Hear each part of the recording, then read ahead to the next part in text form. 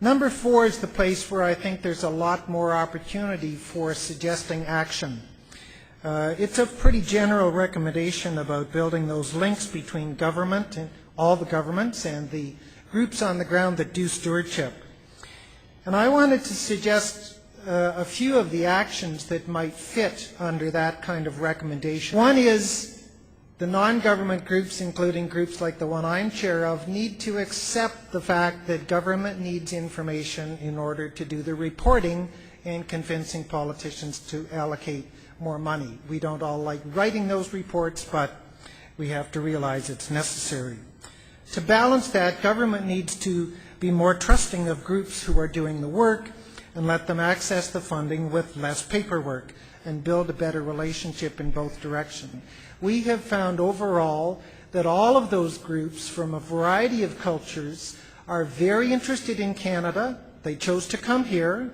They want to know about Canadian history, the Canadian landscape, what's important to Canadians, and they want to be part of that.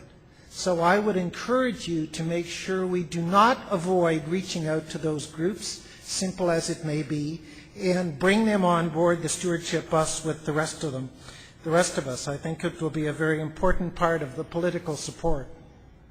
The third practical action suggestion I'll make is to harmonize a few policies.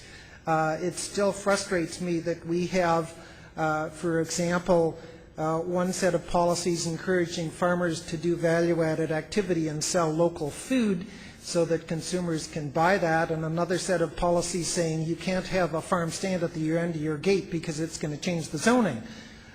We should be able to get harmonized policies from our governments.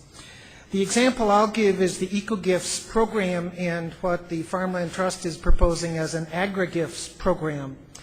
If a farmer donates an easement on his land and that land has a big wetland, it will qualify for the Eco-Gifts tax incentive. If a farmer donates his land that's right next door and is equally good farm fields on the same soil type, and he wants to protect it for growing food but has no wetland, he doesn't qualify. In my view, that's not merely silly, that's a little bit ethically kind of questionable when we're treating landowners so differently. And I'm sure there are lots of other examples. I was very pleased to hear the minister suggest some potential changes today, and hope we can pursue that. I have to admit I was a bit frustrated with Bob Sanford's comment about the gangster model of policy development. If you weren't here to hear that, you know, the one about nobody move, nobody gets hurt. We don't need that model of policy development, and now I guess I need to say we don't need the sausage model either. And I think we sometimes need to be that raging granny that came to the mic for a moment and push for the policy that is really going to support progress. So I think that's a pretty important thing. I will leave it to the writers of this the roadmap to decide whether that's another recommendation or fits under number 4, but I think it's important. The money, of course, and it should be a lot, and it should be easily available, and it should not take away from the money that people are currently getting. I would delete the words task force. It smacks too much of another discussion to me, and replace it with the word action team. I think the organizers actually agree with me on that one. And that brings me back to those deadlines and responsibilities that I think are critical to moving ahead. One other general comment, and that is I think we need to be ready to move beyond stewardship a lot of times. What we really need is a creative mix of the stewardship work, the voluntary work that is, along with the financial incentives, sometimes regulations, sometimes even new technology or structural change. What really matters is the on-the-ground change. And I think we can, in some ways, sort of regulate voluntarism or regulate people into a position where they do have to take responsibility for their own actions. And sometimes that will work to achieve the change we want. So those are some of my comments about the recommendations. I encourage you to participate in suggesting more, and I add my thanks to Ann's for those of you who stepped up to the mic and made some commitment this afternoon. I hope we also open this up somehow to the huge number of stewardship advocates across the country who are not with us today in person, but are probably with us in spirit if they could be hearing this discussion. So to wrap up, the situation is incredibly important and incredibly urgent, in my view. You only had to listen to Colin Soskolny's presentation the other morning to get a sense of how urgent and important it is. But frankly, I think a lot of the public are ahead of us and are waiting for our leadership. I think a lot of the public, because of the current economic recession, have learned that greed is no longer a good enough ethic to run our society on. Greed hasn't worked. If you're a GM worker, greed hasn't worked even to keep my job. We need to replace that ethic of greed with an ethic of caring. It has to be for the land and for each other, but it needs to replace that ethic of greed. And sometimes we have to be kind of the raging caring. At the risk of talking about my own family for just a moment, I often think of my wife Maria as a fairly typical consumer. I've got her to the point where she feels guilty buying California strawberries in February and apologizes to me, but anyway.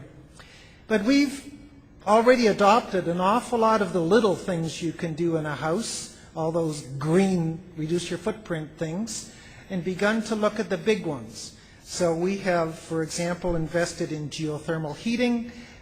We've got super insulation built into our retirement home. We've got new energy efficient appliances. I shudder to think at the amount of money we've spent some days. Because of my illness, I've got some health limitations, and the day before I came here, I went out and bought an electric bike so I can keep riding to work. I think a lot of consumers are ahead of the game and are ready for a new vision of what the good life means. And it's a life that involves caring. And I go back to Candace's challenge to all of you at the end of her presentation to lead by example. Think about the legacy that we are leaving and lead by example. We need fundamental change, and you need to be part of it. Finally, above all, we need leadership. We may dream fondly that the government is going to provide leadership, but as Owen told us quite honestly this morning, the government tends to follow rather than lead. Hopefully we can get them to follow. You might also think that the several old men with white hair and gray beards that have addressed you earlier this morning, and now me, although I'm glad to see that I was on the podium here with 3 women this afternoon, that we might provide the leadership. But I'm sorry to say that most people will have their best creative ideas before they're 40, perhaps all their creative ideas. They may work the rest of their career in a very dedicated way, implementing those ideas, trying to get them to work the way I have, but it's really the people in their 30s who will be the future leaders. So my challenge is to those of you under 40, who I'm glad to say contain a large proportion of young women, to step up and be the leaders as we move ahead. There are all kinds of traditional ways we do business. As Preston Manning noted, our silos and our fragmented jurisdictions tend to lead to, they prevent accountability, they freeze action. We've got to break through that and find new ways of doing business, and it's the next generation that are going to do that. As we were told Wednesday evening, quoting Dr. Seuss, unless someone like you cares a whole awful lot, nothing is going to get better. It's not. So I hope you will care a lot. Good luck with all your work on the grassroots stewardship efforts across the country that continue to flourish in spite of our frustration with some of the policy level stuff. And please stay in touch to participate in the ongoing dialogue as we leave the conference today. Be caring and sometimes raging stewardship advocates. Thank you very much.